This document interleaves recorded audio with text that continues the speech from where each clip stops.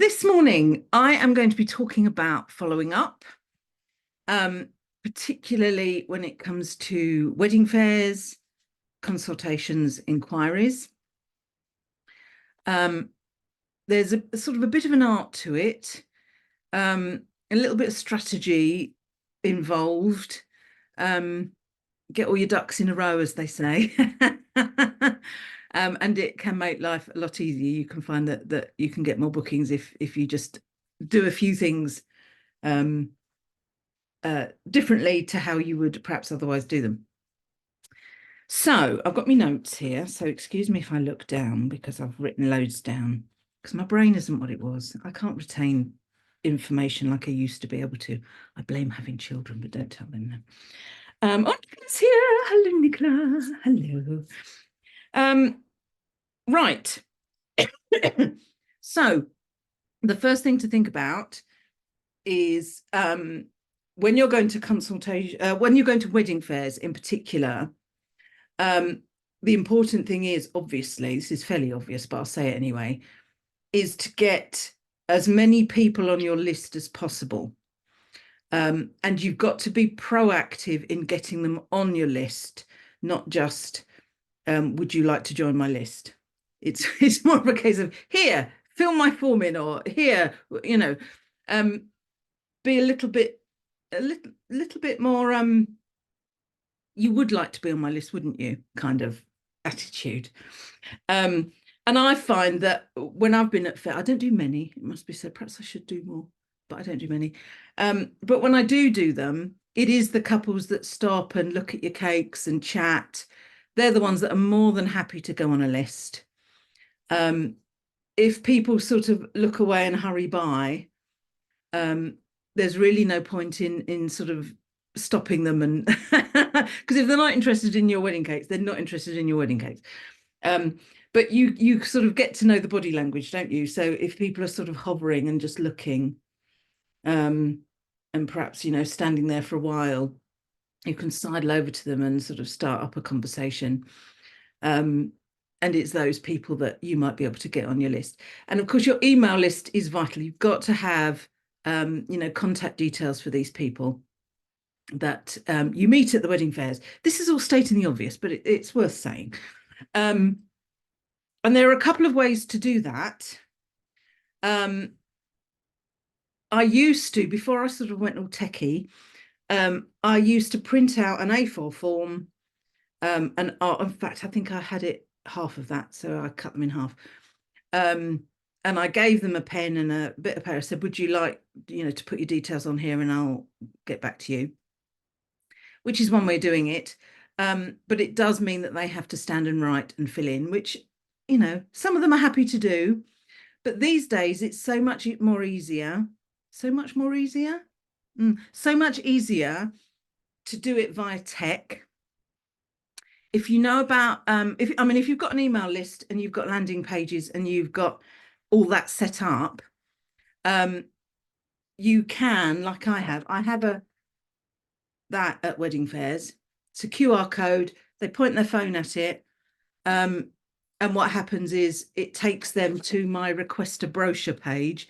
They put their email in, press submit, and then my system will send them a brochure. And they're on my list then. They're on my email list, which is the most efficient way of doing it. But you need your email system set up for all that. A slightly easier way of doing it is via something called Jotform. You can set up a form in Jotform and get a link from that. And again, if you had that link as a QR code, your potential customers could QR code it and then fill in their details on the Jotform. I think what I'll do, I haven't got time to go into Jotform now, but perhaps my next live, I can show you Jotform. If you don't know it, it's brilliant and it's free as well. Always good. So perhaps next time I'll give you a little look around Jotform and show you what it can do, because it's a bit of a game changer. Someone showed me, can't remember, last year before, about Jotform because I didn't know about it. And I found out about it and found out what it can do. And I now have on my website a Jotform inquiry form, which potential customers can fill in, they submit, I then get the details, and then I can get back to them. So if you've got some kind of system like that, it's so much more efficient. But I will show you Jotform next month. Okay. So the first thing, of course, is to just get as many of these as you can. Goes without saying. Oh, Amber's here. Morning, Amber.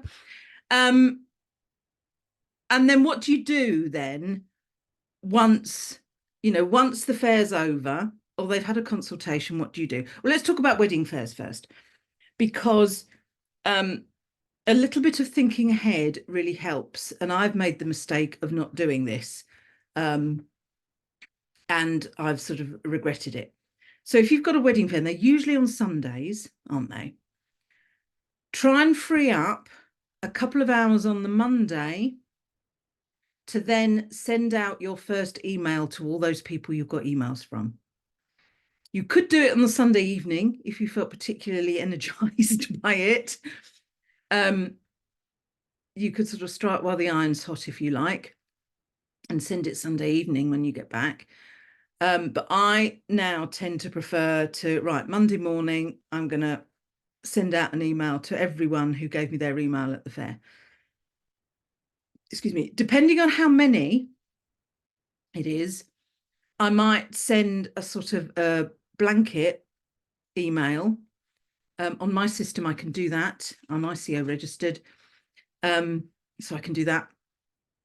But it might be that if you haven't got an email system, you can just blind copy and put all their email addresses in and then send an email that way. You can get away with doing that.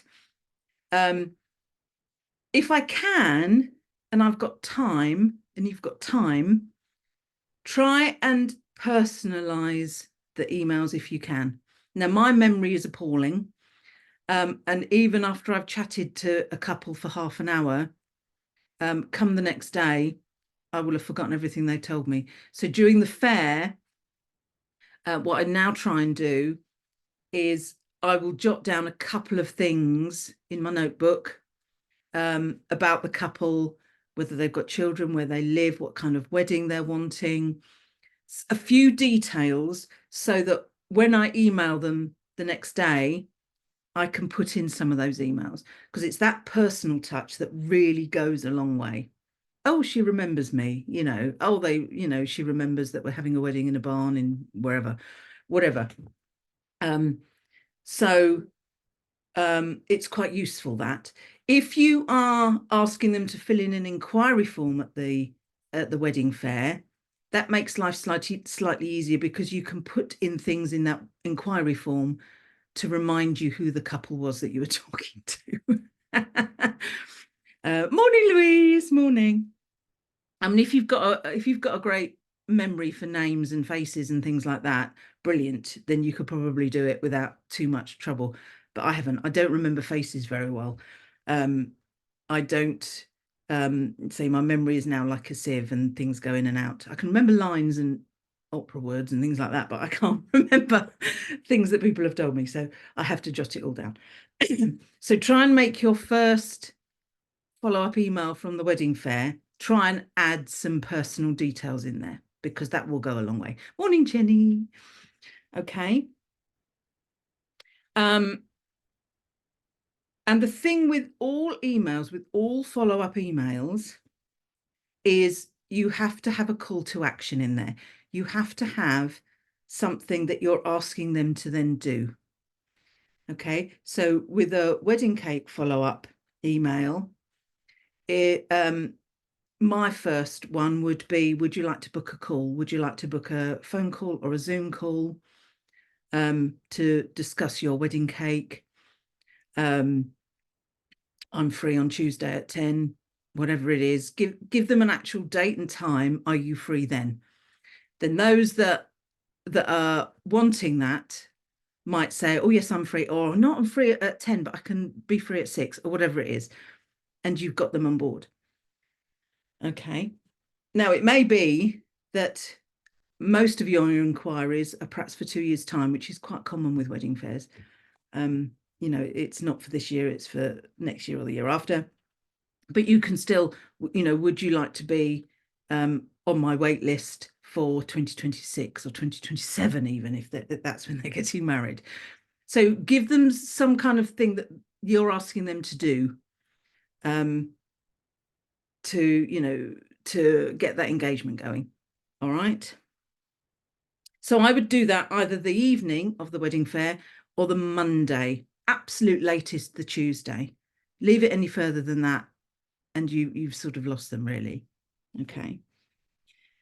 And then obviously, if you hear back from some, you can just deal with those as you hear back from them, and go with whatever your routine is for following up.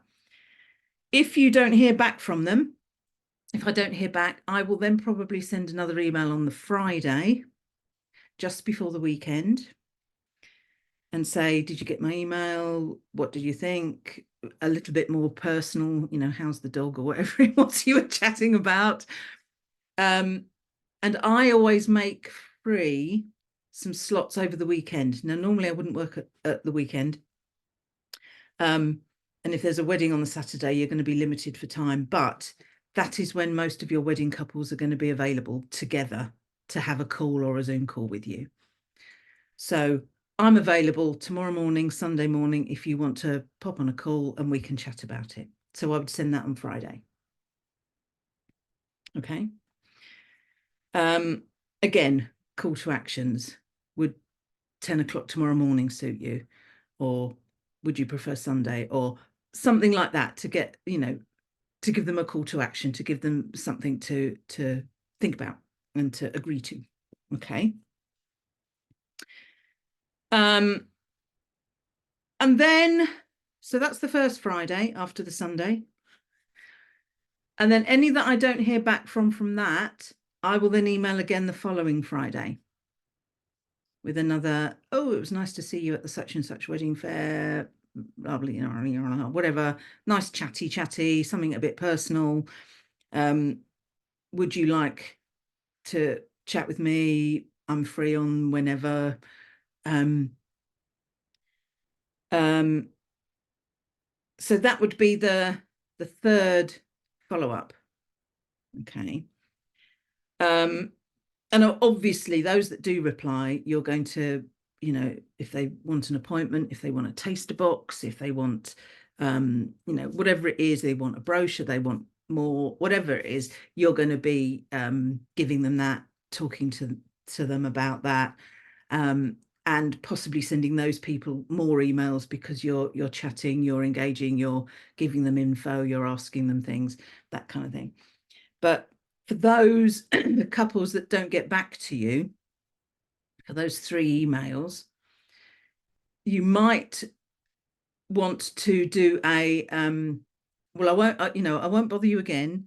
If you know that their wedding is 2026, you can say, well, I'll get back to you at the end of the year, and see if you're any further with your wedding plans then.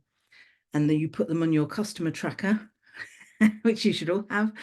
Your customer tracker, put them on there for December 2024, so that you know that you're going to be contacting them about their wedding. Okay.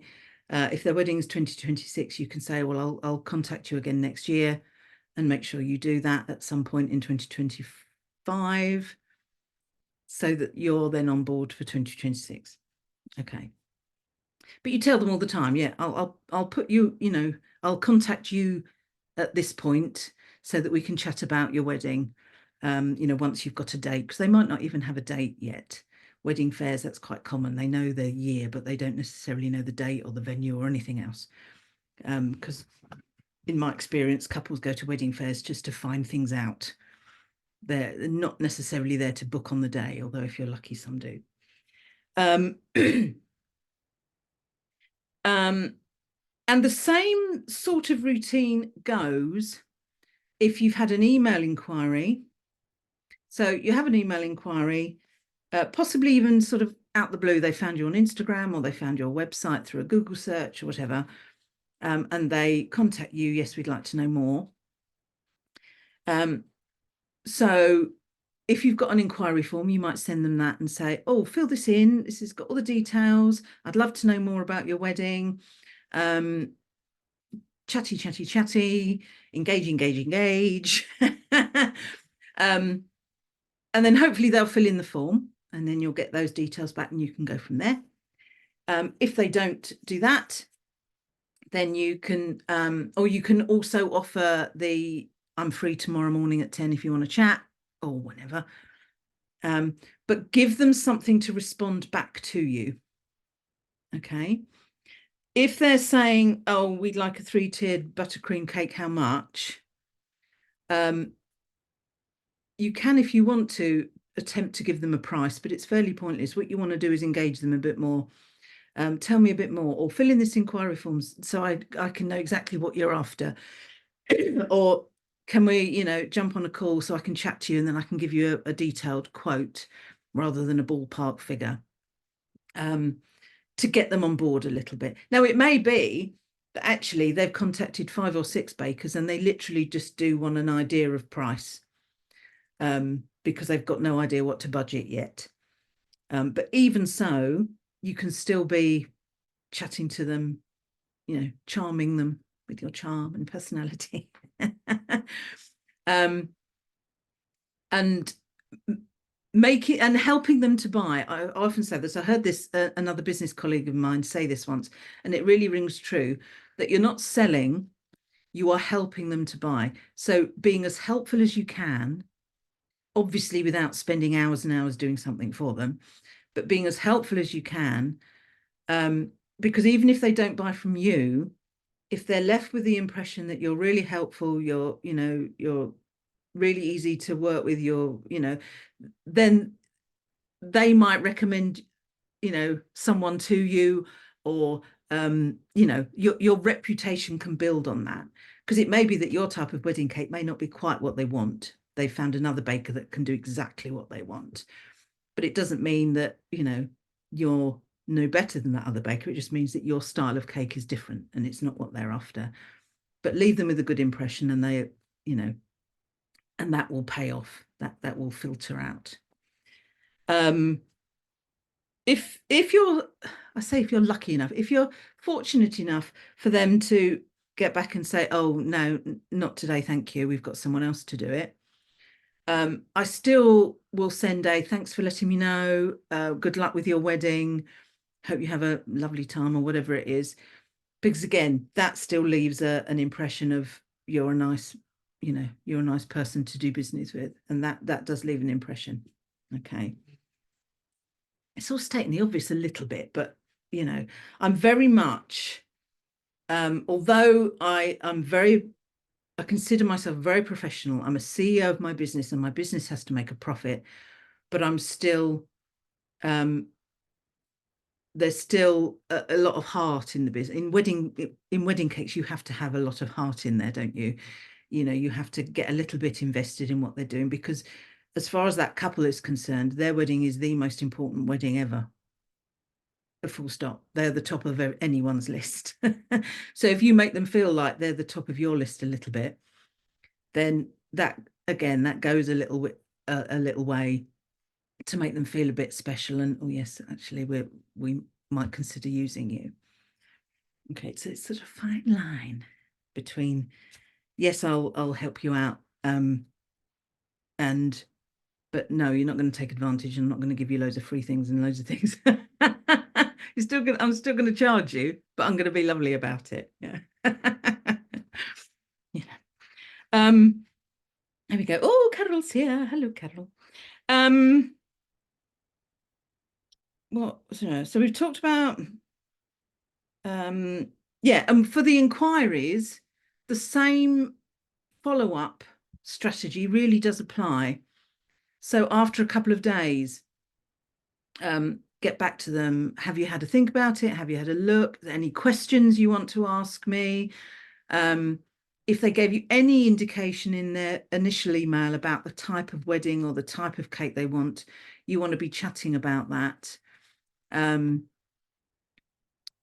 Giving them a reason to get back to you, basically. And did you want to call? Because I can make myself available this evening or tomorrow evening, or Saturday morning if if you want to have a talk about it.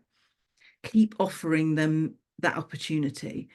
Not everyone does. Not all my couples will have had a call or a Zoom call to book.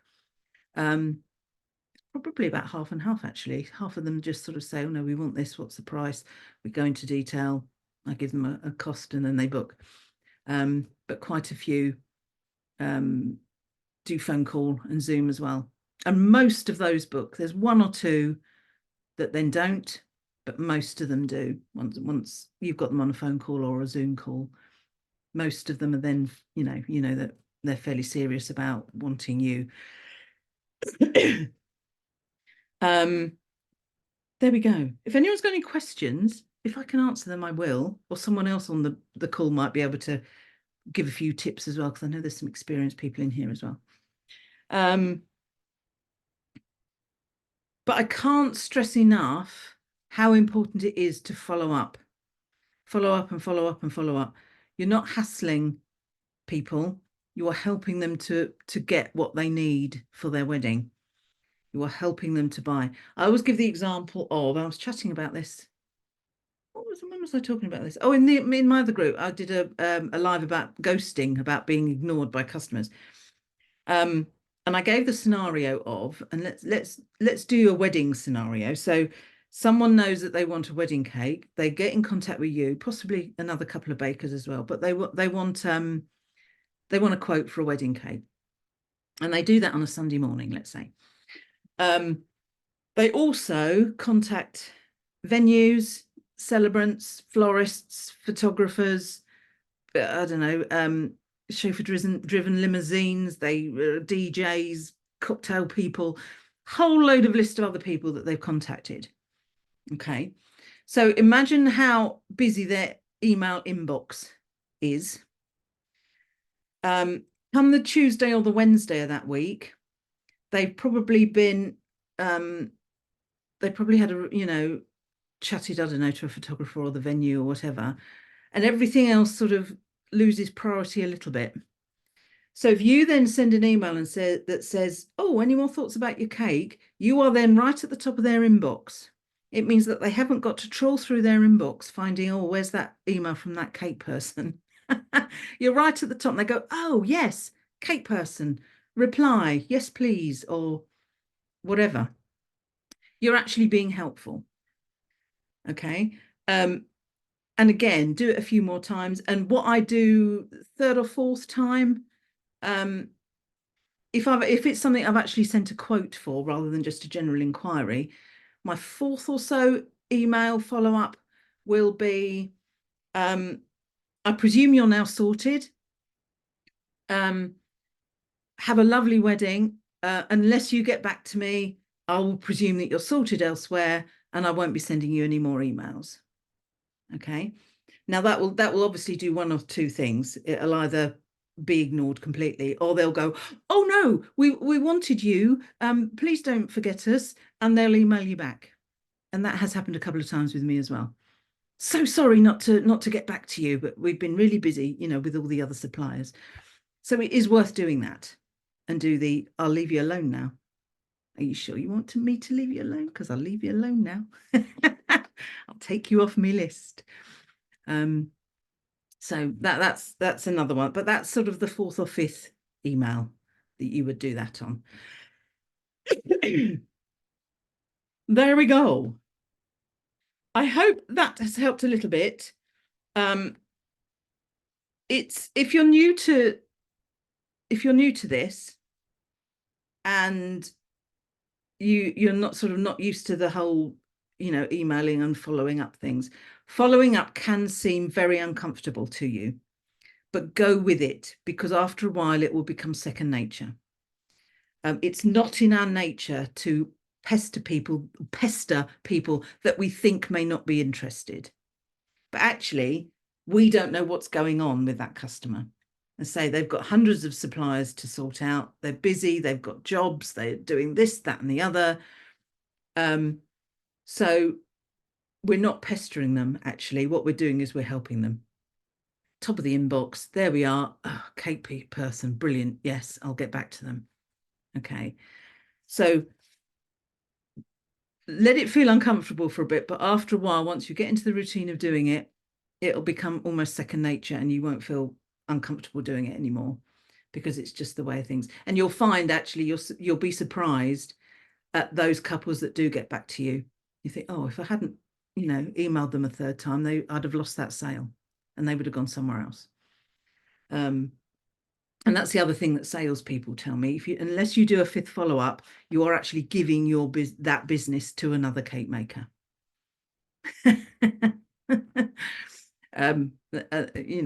They might have found that other cake maker already, but they may not have done. Okay. If you don't follow up, you'll never know. So follow up. Okay. There we are. I hope that's all right. I hope that makes sense. Do ask in the group if you have any more questions or tips. If you've got tips, if you do things that work, please let us know, because we're all learning all the time, and it's always useful to have to know what people do that work. Because the way I do things is one way of doing it. You might have different ways of doing it or wording for things. As I've said during the live, I tend to be quite chatty and quite, oh, how's your daughter doing? Or I generally find out when I'm chatting to them whether they've got pets, not because it's a strategy, but because that's the kind of person I am. And if they've got cats, brilliant. I can talk about mine, whatever. Obviously it's got to flow and be natural. You wouldn't just sort of suddenly randomly put in a sentence about your cat. But anything chatty, anything that links you to that customer, anything that you have in common will always help. We always make them think that you're their person. In other words, I hope that makes sense. Okie dokie. All right, we will leave it there. That's about half an hour. We'll leave it there. So next month, I will do something on Jotform, because if you don't know about Jotform, it's brilliant.